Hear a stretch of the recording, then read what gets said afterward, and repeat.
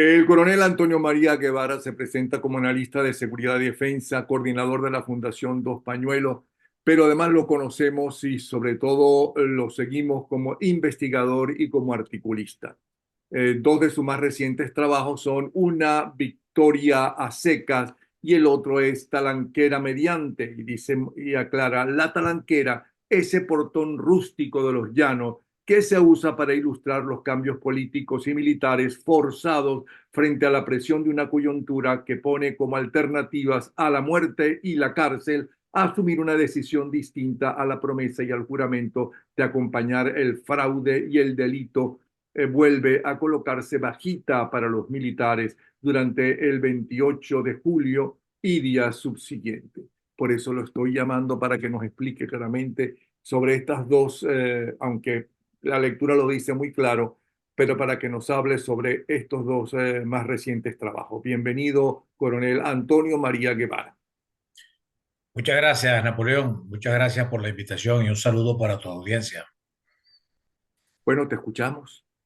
Bueno, el primer artículo que se titula una victoria a secas tiene mucho que ver con el historial de victorias que se ha tenido en la oposición y que desafortunadamente por decisiones políticas erradas, por pifias, por deslices y por no estar en la jugada política, los factores de la oposición han convertido esas derrotas en esas victorias en derrotas que ha propiciado con un contraataque el mismo gobierno. Y la primera victoria que se hubo en aquella oportunidad fue en el 2007.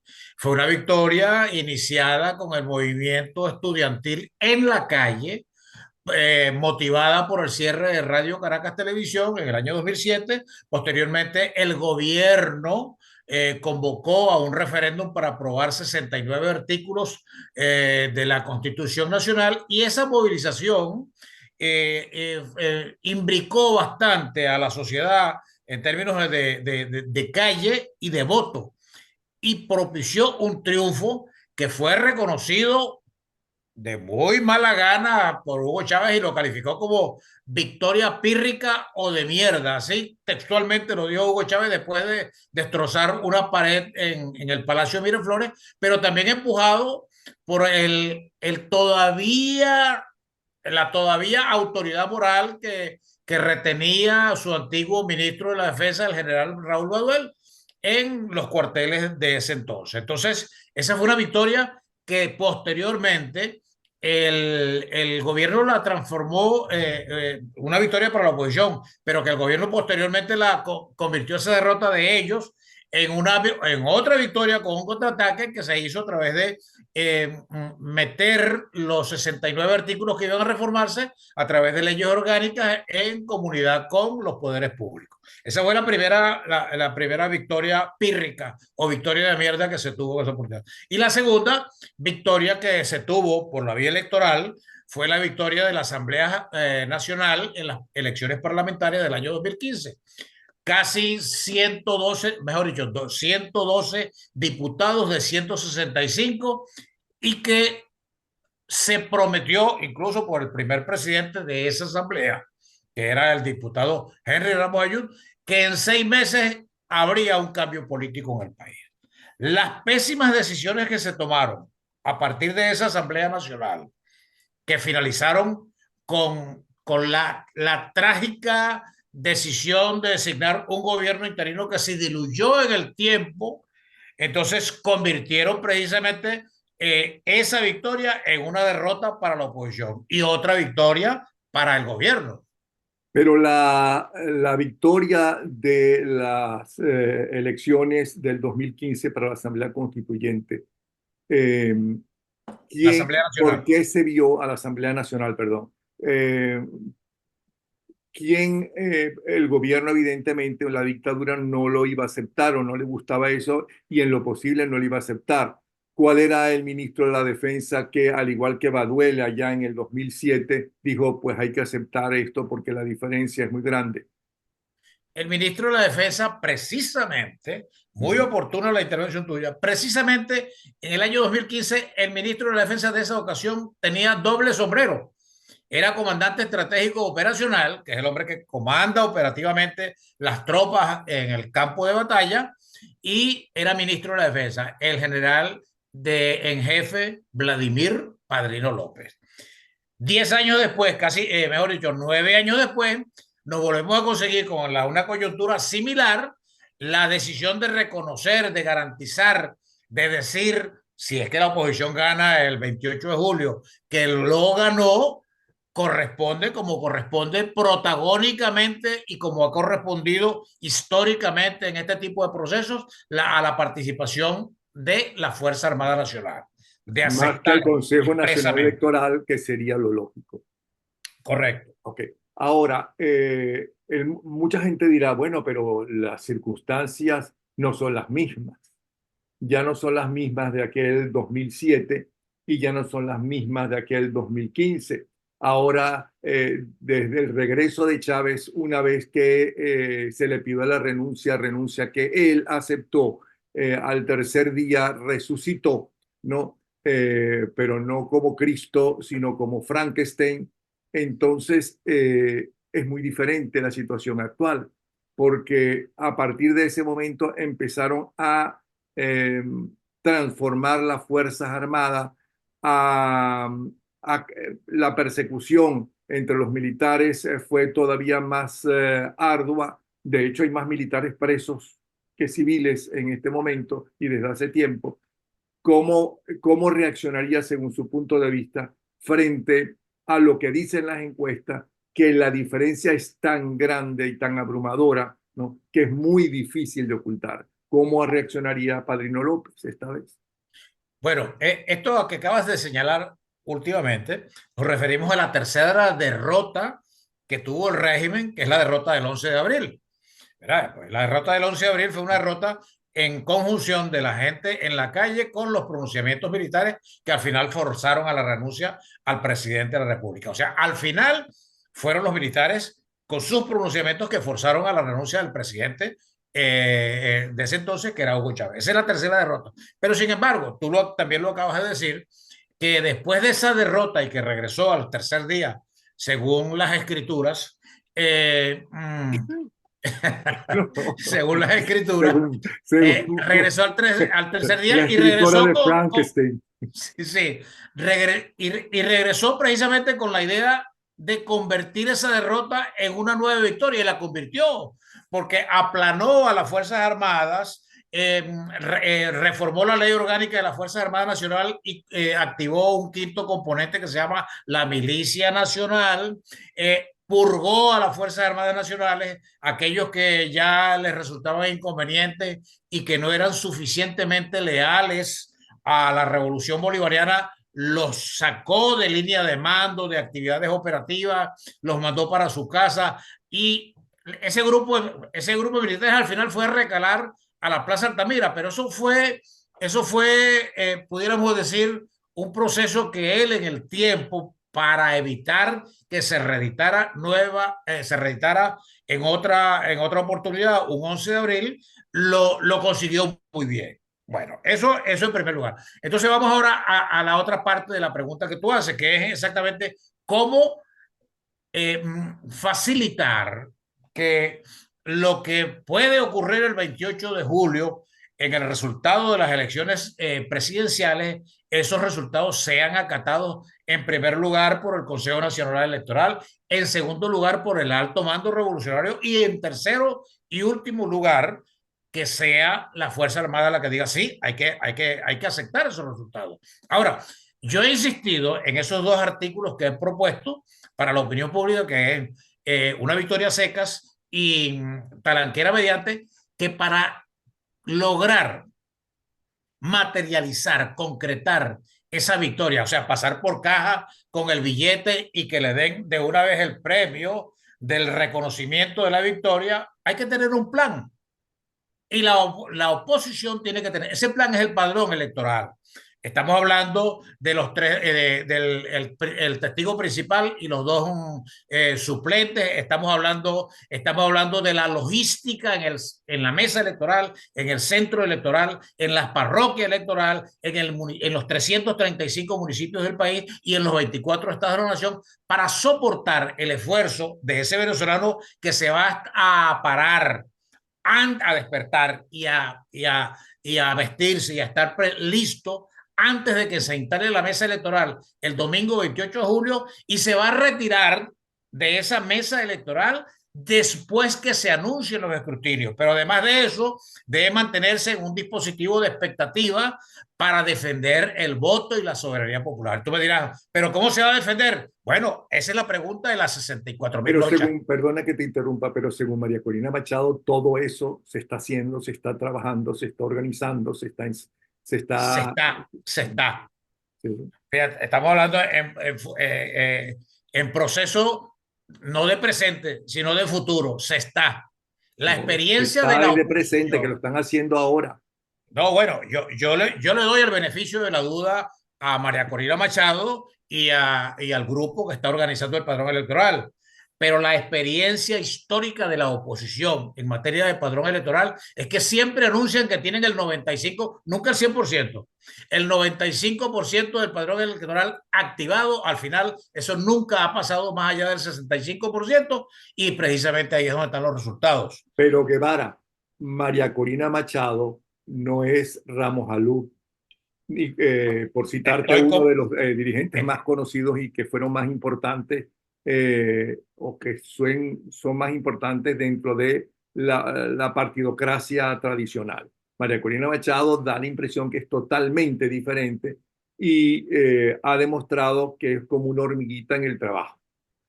pero por completo estoy de acuerdo contigo en lo que tú señalas. Ahora, uno como apreciador, como planificador, como analista, lo máximo que yo puedo dar es el beneficio de la duda a María Corina Machado y a cualquiera de la oposición en cualquier tema de esta naturaleza, porque el gobierno, el régimen, a pesar de que son franca minoría, es una minoría que está organizada, que tiene un plan, que ha cumplido ese plan en todas las experiencias electorales de los últimos 25 años mientras han estado en el poder y les ha resultado. Esa experiencia electoral de ese, es lo que hacían antes los ADECO con el plan. Sí, es verdad, pero ahora en los últimos eventos que hemos visto, en los últimos años, sobre todo en los dos últimos años, están todos divididos y ahora estamos viendo que ni siquiera pueden aglutinar y llevar hasta allí con las condiciones o amenazas que sean necesarios, con el dinero que sea necesario, como para llenar más que una, dos, máximo tres cuadras.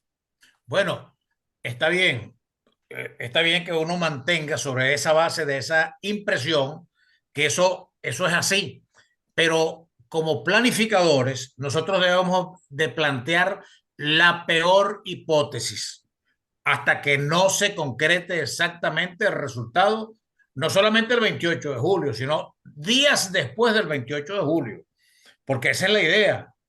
Porque nosotros podemos ganar, y digo nosotros dentro de la oposición, podemos ganar y se nos puede reconocer la victoria el día 28, pero tú no sabes lo que puede ocurrir el 29, tú no sabes lo que puede ocurrir el 30, el 31, el 1 de agosto y días subsiguientes, porque el gobierno tiene planes para recuperar el poder. El gobierno tiene planes para recuperar el poder en caso de haberlo perdido.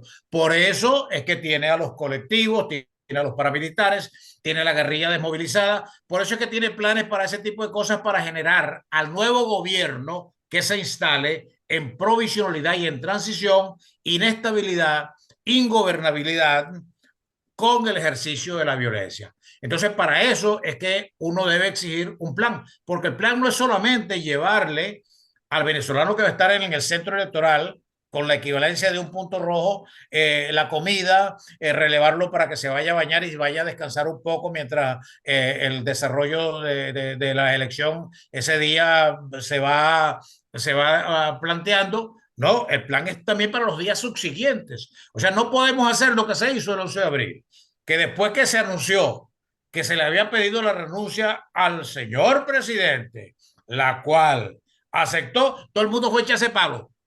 Todo el mundo Es fue verdad. a celebrar, a conmemorar, a salir en caravanas y a tirar cohetes. Y entonces después que se levantaron enratonados y abrieron los ojos y vieron a Chávez con el crucifijo en los medios de comunicación, dijeron, esto no puede ser, esto Yo no puede ser. conozco, Para yo eso hay que estar conozco preparado. a uno que le pasó eso y estaba desayunando y la televisión agarró el plato con la arepa y la tiró contra el televisor y destrozó el televisor. Bueno, Napoleón, risas aparte, para eso hay que estar preparado. Porque es que estamos, tenemos al frente de adversarios a un régimen que pasa por encima de todo tipo de escrúpulos y todo tipo no, él no tiene barandas legales, no tiene barandas éticas en relación a, en primer lugar, a sostenerse en el poder y en segundo lugar, a recuperarlo en caso de haberlo perdido. Bueno, pero también hay que recordar que parte de lo que sucedió es responsabilidad de Baduel, que después se enfrentó a Chávez, es verdad, pero que en ese momento es responsable o uno de los responsables de regresarlo anticonstitucionalmente, porque él renunció y su renuncia está firmada. Es más, escribió 3 renuncias y está firmada. Y así todo, por lo tanto, en un país serio, ¿no? Y en una democracia, pues todo lo que hizo, pasó después, es ilegal, ¿no? Pero bueno, eh, hay otra cosa que quiero preguntarte. Se habla también, no, no sé si será cierto o no, porque hay muchos rumores, ay, ay, cada vez que hay elecciones, no solamente en Venezuela, sino creo que en todas las partes del mundo, por lo menos aquí en Estados Unidos pasa lo mismo. Empiezan los chismes, las mentiras, las cuentos, a hablar de la familia, del otro, del aquel, que si el futuro y no sé qué. Pero hablan de la llegada de cubanos, ¿no? Por la rampa 4 de Maiquetía y demás. Pero yo recuerdo, y desmiénteme si no es así, que para el 12 de abril pocos cubanos quedaban en Venezuela porque con el 11 de abril, con la caída de Chávez, en la madrugada empezaron a salir todos. Sí. Y eso es verdad, ¿tú crees que otra vez se produzca? Porque lo que le interesa a Cuba es eso que ha hecho siempre Fidel Castro, que yo lo llamo el mayor chulo del siglo XX, es decir, chulear a la gente. Necesita el petróleo venezolano. Entonces, o lo que queda del petróleo venezolano, que todavía, a pesar de que no hay gasolina en muchos sitios de Venezuela, todavía, pues le siguen enviando petróleo. ¿Qué piensas tú de eso? Bueno, mira, en relación a los cubanos y la supuesta llegada, hay que recordar que ellos no se han ido. Ellos están distribuidos a nivel de todo el país como entrenadores deportivos, formando parte de algunas misiones de salud en particular, y otros que se han incorporado en la comunidad haciendo tareas dentro de las mismas misiones, en eso que llaman el poder popular. Pero ojo, adicionalmente a los cubanos, también hay gente de la guerrilla colombiana desmovilizada que ha ocupado espacios principalmente en el sector de Guayana, en eso que llaman el arco minero y en algunas zonas de los estados del sur y del oriente del país, donde ejercen poder Bueno, y en el en llano. conjunción con las Fuerzas Armadas Nacional, pues. Ujú. Entonces, de manera tal de que eso no es nada raro. Y ellos también, los cubanos, junto con la guerrilla y junto con la delincuencia común empoderada, forma parte de tareas y de unidades paramilitares para, en caso de emergencia, cuando esté en riesgo la permanencia en el poder, entonces formar parte de tareas para la recuperación del poder. O sea, eso no es nada extraño. Yo más bien siento, y yo sé que no hay tiempo, pero pudiéramos hacer más adelante algo, yo más bien siento que el gobierno, que tiene todavía mucho margen de maniobra y muchos instrumentos para precisamente garantizarse la permanencia en el poder, en este momento el más importante pudiera ser que ha venido haciendo su trabajo desde el año pasado, un trabajo de hormiguita, de penetración, de movilización, de activación de unidades militares, de ampliación de aeropuertos, de ubicación. Es una suerte de ofensiva dentro del territorio venezolano, pero que no tiene nada de extraño que como último recurso, y que es un recurso que sí puede distraer el proceso de las elecciones, es con todo ese despliegue que se ha hecho, con toda esa concentración de unidades y el despliegue que se ha hecho alrededor de los estados Bolívar, Amazonas y Delta Amacuro de unidades militares frente a Guyana. Ese es un escenario que pudiera estar planteado. Ese es un escenario con mucha concreción y que tiene más soporte y más entidad de cara precisamente apelarlo como último recurso en caso tal de que su permanencia en el poder esté en riesgo. Y en cuanto a los colectivos se habla también, pero también se dice que los colectivos están también divididos y muchos ya ni siquiera se les paga, ¿no? Y algunos ya han salido en las redes criticando la situación en que están viviendo. ¿Cuál puede ser su reacción con el triunfo de la oposición? Bueno, es que en materia primero de los colectivos, en materia de los colectivos, con la adscripción, la organización, el entrenamiento, la dotación y el equipamiento para formar parte de unidades paramilitares para defender al régimen, ahí no se necesita mucha unanimidad, pues. Se necesita, son unidades muy puntuales y muy específicas que de hecho ya forman parte de la Milicia Nacional y están adscritas a la Milicia Nacional y forman parte de planes específicos para defender a la revolución, fundamentalmente y muy puntual en la ciudad de Caracas y en el área metropolitana, porque como tú sabes, todo el epicentro político militar de este tipo de situaciones, cuando se presentan, arrancan en Caracas o en sus alrededores y tienen su desenlace en Caracas, específicamente en el Palacio de Miraflores. Ahora, para eso no se necesita que haya unanimidad alrededor de los colectivos en todo el país, simplemente un grupo que sea capaz de saltarse todo género de escrúpulos para garantizarle al régimen con un factor, no todo, con un sector de la Fuerza Armada Nacional radicalizado y fanatizado para defender la revolución hasta el último momento.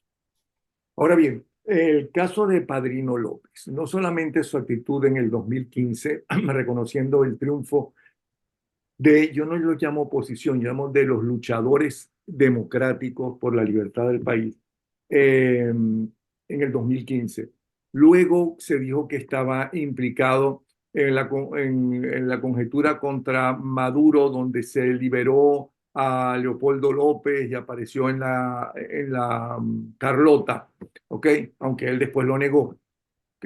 ¿Cuál crees tú que sea la actitud actual de Padrino? Bueno, eso sí tiene que ver con el último artículo ese que llaman talanquera mediana.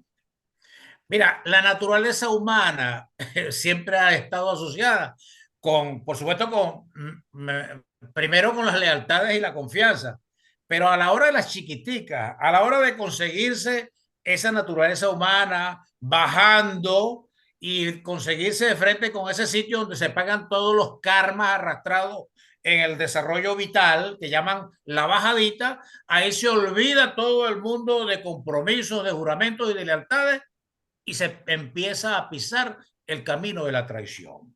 Eso ocurrió, puse unos ejemplos allí. Bueno, puse estos unos ejemplos bíblicos. Eva traicionó a Adán con ese asunto de la manzana y traicionó a Dios, al Creador. Pero además, Caín le aceptó un matracazo a su hermano Abel precisamente y lo traicionó. Y de ahí en adelante ha sido una historia, la historia de la humanidad ha sido una historia de traiciones y de deslealtades y de incumplimiento de los compromisos, que arrancan por el principal emblema de la traición que se llama Judas Iscariote, quien después de haber ido de parranda con Jesucristo en la última cena, bebido y comido muy bien, salió de allí a ponerle la piedra con los romanos y a entregarle a Jesucristo a Caifás.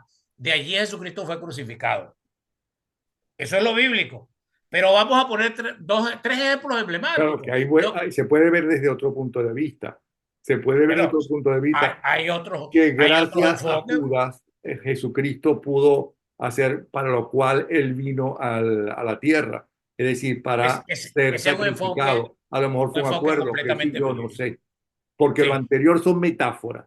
Lo de Adán claro. y Eva y lo de Caín y Abel son metáforas, pero que en la Bueno, vida pero real y son en la historia metáforas, hay muchas tradiciones, es verdad.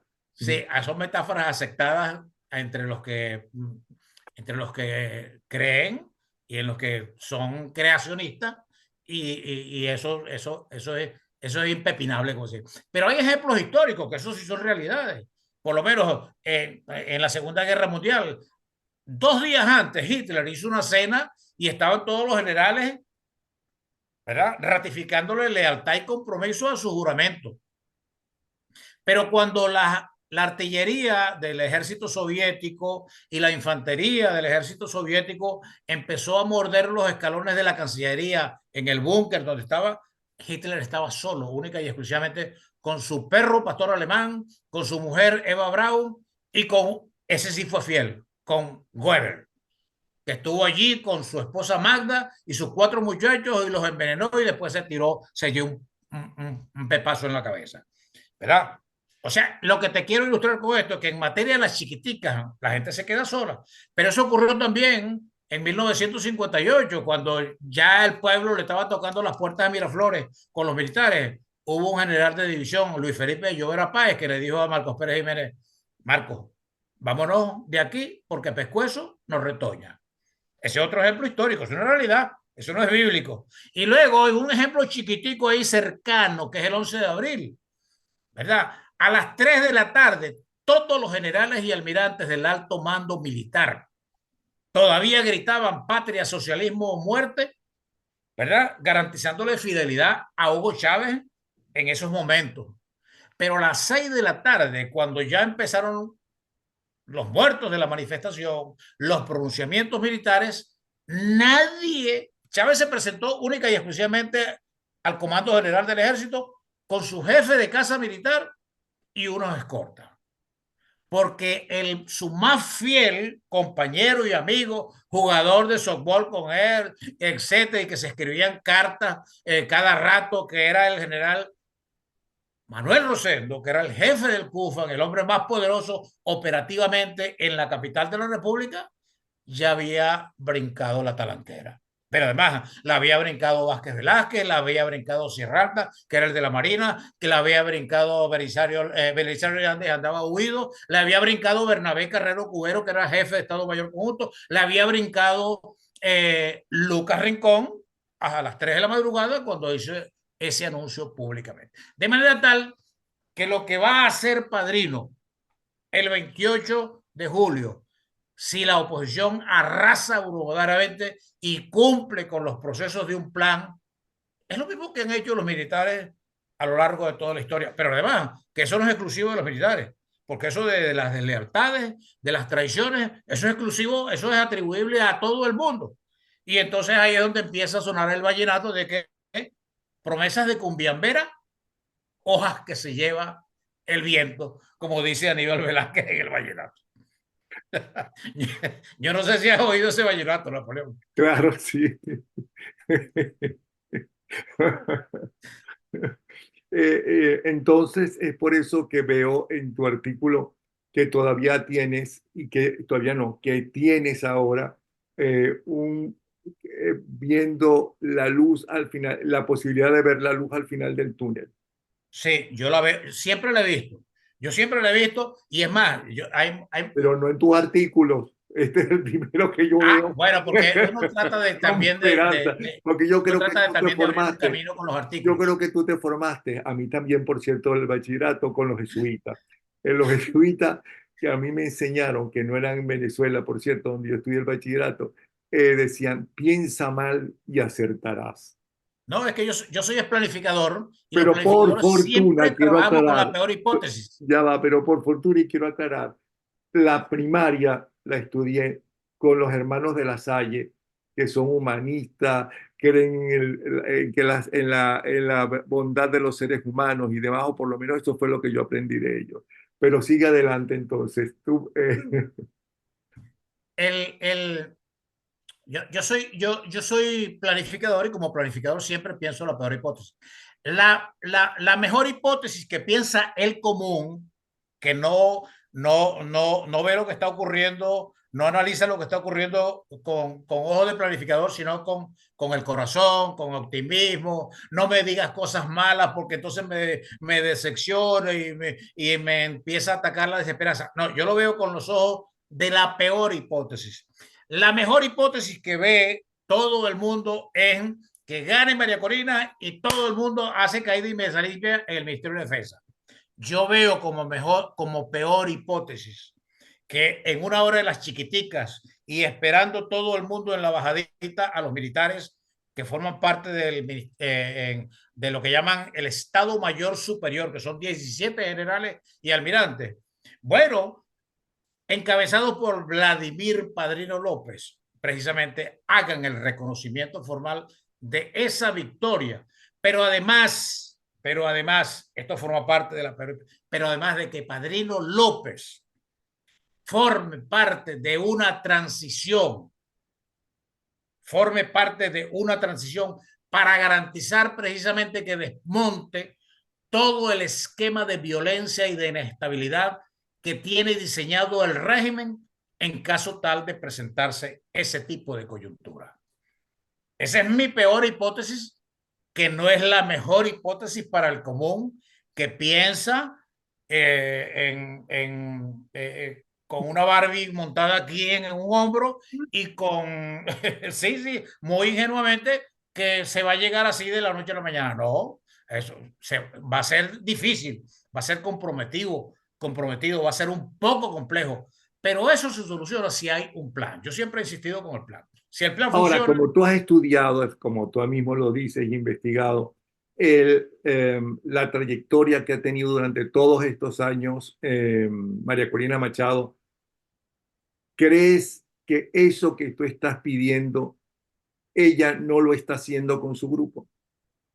yo sí siento que, bueno, aguas adentro, eso debe estar ocurriendo, sobre todo montado en ese planteamiento que muchos utilizan pedantemente, que dice, la política es el arte de lo posible. Bueno, allí lo imposible que se ve así, aguas afuera, que es de que los militares acepten el triunfo de la oposición, que los militares se vayan todos con caída y mesa limpia a partir del 28 de julio. Yo no lo veo así. Ese es el imposible. Yo el posible que veo es precisamente eso, que los militares se enfrenten, retomen los cauces institucionales y constitucionales y digan, sí, reconocemos el triunfo de la oposición, como ocurrió el 15 de agosto de 2000, sí, el 15 de agosto del 2015, en las elecciones parlamentarias. Pero también como ocurrió el 7 de diciembre del 2007, en el referendo por la aprobación de la reforma constitucional, donde fue derrotado el gobierno. Pero además, lo más categórico, lo más fundamental es como ocurrió el 11 de abril de 2002, cuando le dijeron, presidente, esto es casi textual lo que dijo el comandante general del ejército, hasta aquí lo acompaño. Bueno, bien interesante tu posición, al igual que tus reportajes, como siempre. En cuestión de horas vas a sacar el nuevo, ¿no?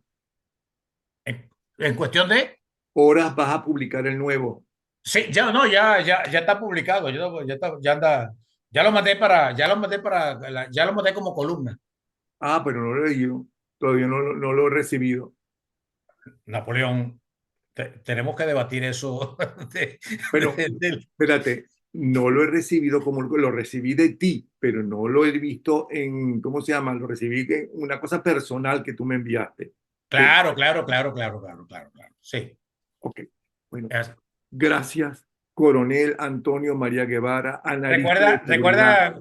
a ti que te gusta la música, recuerda poner promesas de Cumbiambera. De Aníbal, Ok, coordinador de la Fundación Dos Pañuelos, que algún día nos dirá de qué consiste y por qué le puso dos pañuelos, ¿no? Pero además un excelente investigador y un excelente escritor articulista. Un abrazo y Mis cordiales saludos, pronto Manuel. volveremos a hablar, ¿ok? Así es. Hasta luego.